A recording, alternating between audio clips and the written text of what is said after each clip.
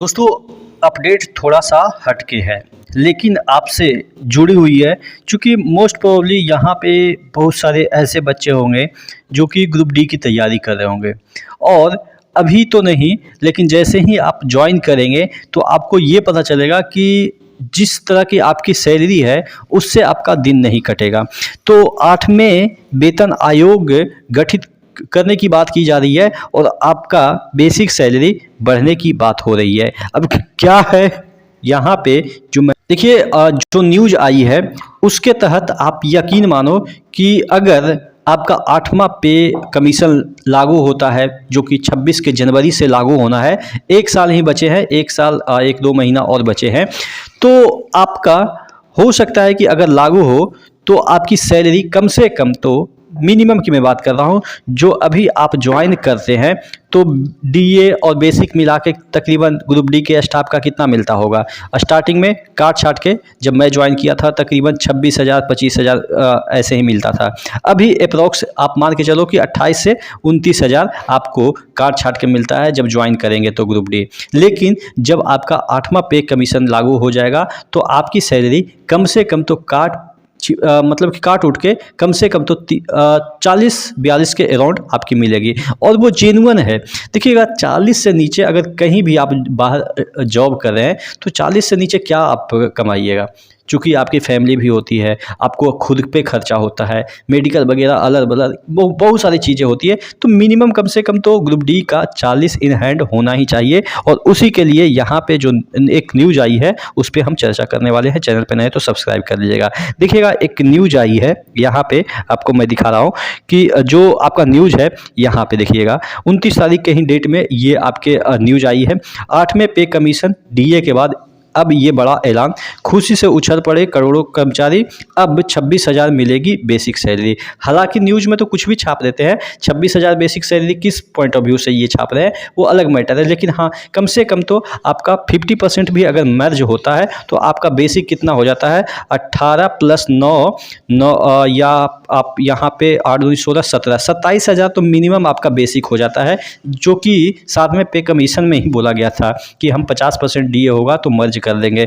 तो कम से कम तो 27,000 तो बेसिक ही हो रहा है। ये 26,000 की बात कर रहे हैं, कहाँ से कर रहे हैं ये मेरे को भी समझ में नहीं आ रहा है। जब फिटमेंट फैक्टर की हम बात करते हैं तो फिटमेंट फैक्टर से हमारा 40 से ऊपर चला जाता है। लेकिन फिर भी क्या चीज़ें दे रखी है वो देख लेते हैं, उसके बाद हम डिस्कस करेंगे। यहाँ पे देखिएगा, अगर आप केंद्रीय कर्मचारी सेंट्रल गवर्नमेंट के एम्प्लॉई है तो खबर आपके लिए बहुत ज़रूरी है, क्योंकि सरकार ने केंद्रीय कर्मचारियों की बेसिक सैलरी में बढ़ोतरी करने का प्लानिंग की है। अब क्या यहाँ पे देखिएगा बेसिक सैलरी में क्या बढ़ोतरी होगा वो दे रखा है। यहाँ पे देखिएगा बढ़ोतरी की प्लानिंग की है। बढ़ोतरी के बाद कर्मचारियों की न्यूनतम सैलरी 26,000 हो जाएगी और जिससे उनकी सैलरी बम्पर उछाल मिलेगा। आपको बता दें कि बेसिक सैलरी महज 18 रुपये थी। यानी कि अगर हम 26,000 ही मान लेते हैं कि बेसिक सैलरी में अगर 26,000 बेसिक सैलरी हो जाती है तो क्या वो डीए जीरो तो नहीं होगा ना?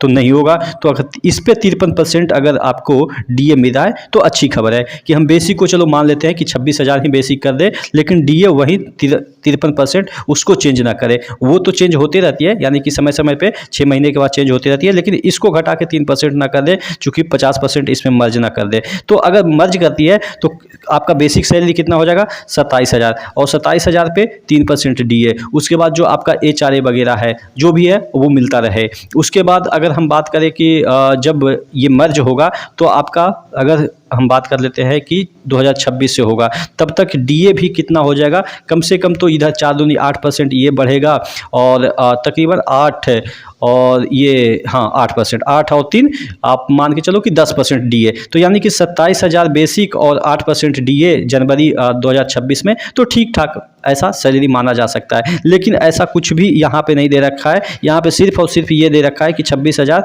आपकी सैलरी होगी। सैलरी में बम्पर उछाल देखने को मिलेगा। उसके बाद यहाँ पे देखिएगा, आपको बता दें कि बेसिक सैलरी महज 18,000 रुपये थी कि जिसे पूरे 8,000 रुपये बढ़ाया जा रहा है। अब देखिए कहाँ से बढ़ा रहा है वो अलग बात है।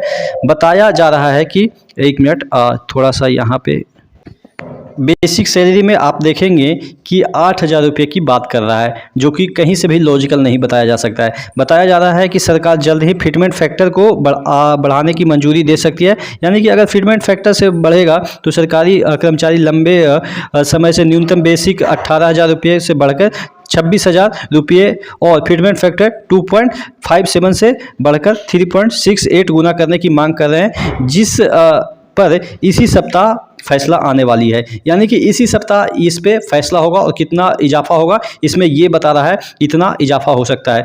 अगर सरकार केंद्रीय कर्मचारियों के फिटमेंट फैक्टर में बढ़ोतरी की घोषणा करती है तो उनके वेतन में काफ़ी इजाफा हो जाएगा। आपको बता दें कि वर्तमान में कर्मचारियों के फिटमेंट फैक्टर 2.57% आधार पर वेतन मिल रहा है, जिसे बढ़ाकर 3.68% किया जाता है तो कर्मचारी का न्यूनतम वेतन 8,000 से बढ़ जाएगा। यानी कि जो 7वें वेतन आयोग में मांग था 3.68, वो अगर अभी किया जाता है, जो कि 7वें पे कमीशन जो लागू हुआ था उस बेसिस पे, तब जाके 8,000 बढ़ेगा। तो ये तो पुराना वाला फैक्टर हो गया। अब जब 18,000 मिल रहा है तब इस पे 3.68 मिलना चाहिए, तब जाके अच्छी खासी सैलरी बनेगी। ये कह रहे हैं कि नहीं, 3.68 की हम जो मल्टीप्लाई करेंगे वो छठे कमीशन में जो बेसिक था उस पे करेंगे। तो भाई छठे कमीशन का और 7वें कमीशन गैप करके आप 3.68 से मल्टीप्लाई करेंगे तो इसमें तो बहुत घाटा है, जो मिल रहा है उतना भी नहीं मिलेगा आपको। तो ये गलत है और ये नहीं, मुझे लग रहा है कि ये जो न्यूज नेशन वाले हैं ना, बरगला रहे हैं, इनको कुछ पता भी नहीं है।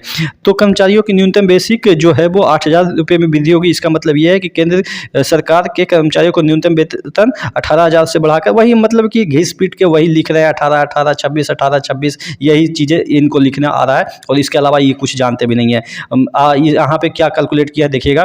फिटमेंट फैक्टर बढ़ाकर 3.68 करने पर कर्मचारियों का मूल वेतन 26,000 हो जाएगा। अगर आपका न्यूनतम वेतन 18,000 तो आपके भत्तों में 2.57 का फिटमेंट फैक्टर के अनुसार 46,260 रुपया मिलेंगे। अब अगर यहाँ पे फिटमेंट फैक्टर 3.68 होता है तो आपका वेतन देखिएगा 95,680 रुपया जो है वो होगा। यानी कि बताइए कि जो न्यूनतम वेतन जो होगा वो 95,680 कहाँ से दे सकता है कोई सरकार। हाँ, इतना दे सकता है 46,000, जो कि मैं अक्सर कह रहा हूँ कि आपका कम से कम तो 40,000 अगर फिटमेंट फैक्टर 3.68 से भी मल्टीप्लाई होता है तो वो आपका 46,260 रुपया बन सकता है, जो कि कट पिट के 40,000 के अराउंड आपका सैलरी बन जाएगा। तो देखिए, देखते हैं कि कब तक ये लागू होता है। हालांकि संभावनाएं हैं कि आपका कम से कम तो 2026 के जनवरी में कुछ ना कुछ तो बढ़ के आएगा। अब कितना बढ़ता है वो भविष्य में छिपा हुआ है। हालांकि इस पर चर्चा चल रही है। यहाँ पे देखें